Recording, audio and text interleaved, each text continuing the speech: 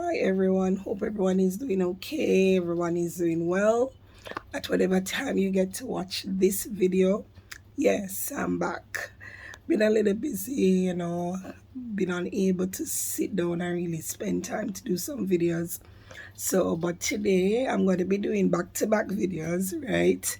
In order to catch up and to be obedient to the assignment given. My name is Lisa Porter. I am the face behind the Woman of Worth page. And I know that we've did part one and I'd promised that I'd come with part two. So here goes part two. But if it's the first time here to this page, welcome and thank you for sharing and listening. So what I'm going to ask you to do is to like and to subscribe to this page at whenever the new notifications come in and new video comes in. Rather, you will receive notifications as to when a new video is uploaded. All right, so I'm looking forward for you to subscribe and to share and to like and also leave a comment. It would be greatly appreciated. Now, in part one, we looked at finding your purpose, how you know what your purpose is as a child of God, and your purpose also gives you your identity. It forms your identity in God. And Jeremiah, the basis of this part two is laid on Jeremiah 29, verse 11. For I know the thoughts I have for you, said the Lord, thoughts to prosper you, to give you a future. And one translation says an expected end. So God knows the plans that He has for us. And with that, God does not make anything or anyone without a purpose.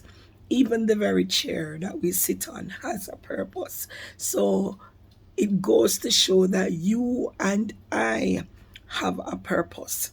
There's one point I want to bring across to as it relates to our purpose is that we must walk in obedience. We have to walk in obedience to His dictates, to His instructions, and it's taking obedience to do these videos, you know. And I have to also learn or to practice obeying the voice of God, obeying His instructions whenever He gives them out.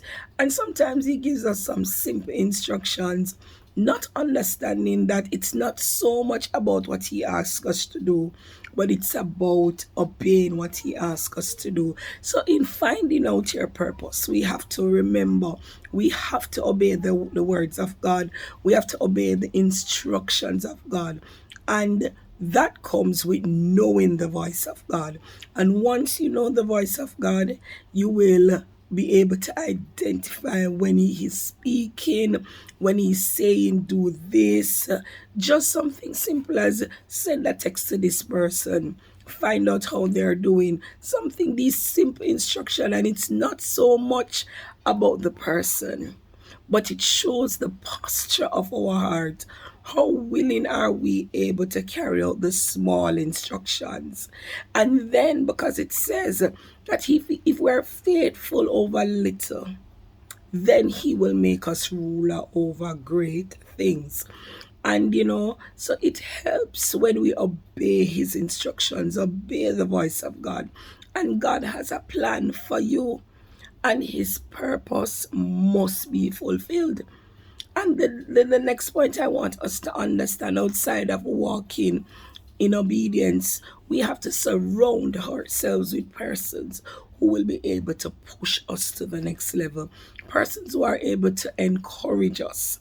We cannot, yes, we may have persons on our level, but we have to find persons who can pull us up, persons who have been there and would be able to guide us and to tell us what to do, what not to do, how to go about it.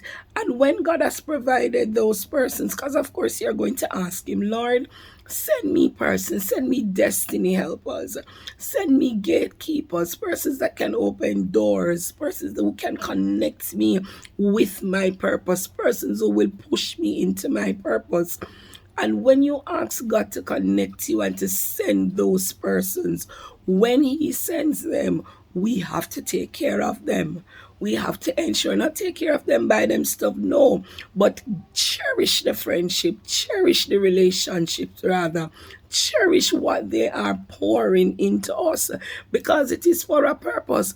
And if we miss those destiny helpers, those gatekeepers, if we miss them in a particular season, we have to wait again. And we have to go back to God again. Lord, help. And he's going to say, but I sent you this person. I sent you that one. But you did not treat them right. You did not handle them right. And many times we could have been farther gone. But we would have mishandled the persons who God has sent to be a blessing for us. We're talking about finding our purpose, you know. And I don't want us to think that it's as I said in the first video, it is not an instant thing. It's not overnight. It is a what? It's a process. And in the processing, you have to learn. And in the learning, he's going to send persons who have been there, done that, and survived it. And they are the ones who will guide us into our purpose. They are the ones who will connect us to people who will take us to our destination. You understand? It's just like if you have a connecting flight. You understand? For those who have ever traveled before, you have a connecting flight.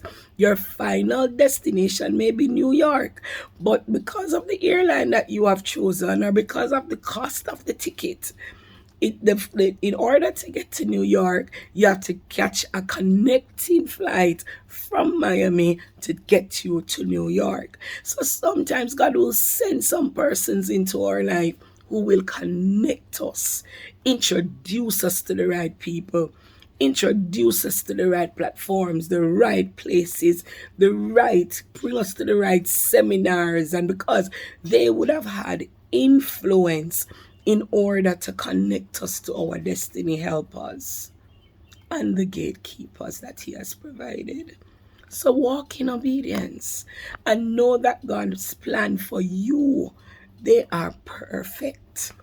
And also when he has guided you accordingly, and he has opened doors for you through people. God uses people to open doors. God uses people to push us into our purpose. Am I making sense? And he used the Joseph brothers, to take him to Egypt. His very brothers. And they did not know that they were assisting Joseph. That's why he could say to them, what you meant for evil, God used it. It was what you meant for evil, God turned it around for good. There are destiny helpers out there. And there are sometimes we may see it as being negative. Persons do us bad. But if they don't do us bad, if they don't ruffle the feathers, if they don't betray us, it will not push us to our purpose. It will not push us into the place that God has for us. That's just a short tidbit, video 1 and 2, of what just some of the things or the steps or some of the ways that I would have highlighted for you to get to your purpose and get into what God. There are so many other ways that you can identify, you can use to get to your purpose. But I want us to know that God is the one who orders our steps. He is the one who directs our path. He has a purpose for you. And stop running from the purpose. Embrace his purpose for you. Walk boldly into who God has created you to be. God bless you. My name is Lisa Porter, and may the shalom of God be yours. See you in the next video, and I'm going to do back-to-back videos. All right, bless you everyone, and remember to like, to subscribe, and share this video.